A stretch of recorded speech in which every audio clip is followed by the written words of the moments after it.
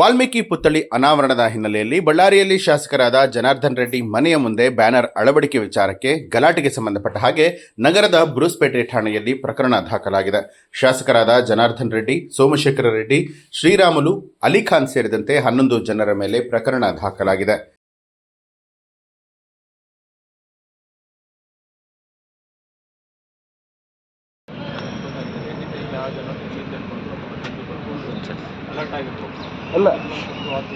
ವರ್ತಿಕಾ ಕಟಿಯಾರ್ ಅವರು ಪರಿಸ್ಥಿತಿ ಅವಲೋಕಿಸುವುದಕ್ಕೆ ಖುದ್ದು ಸ್ಥಳಕ್ಕೆ ಆಗಮಿಸಿದ್ದು ಘಟನಾ ಸ್ಥಳದಲ್ಲಿ ಪರಿಶೀಲನೆಯನ್ನ ನಡೆಸಿದರು.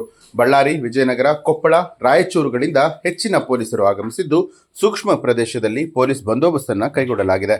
3 ಜನ ಎಸ್ಪಿ, 10 ಜನ ಡಿವೈಎಸ್ಪಿ, 1000ಕ್ಕೂ ಹೆಚ್ಚು ಪೊಲೀಸರ ನಿಯೋಜನೆ ಮಾಡಲಾಗಿದೆ.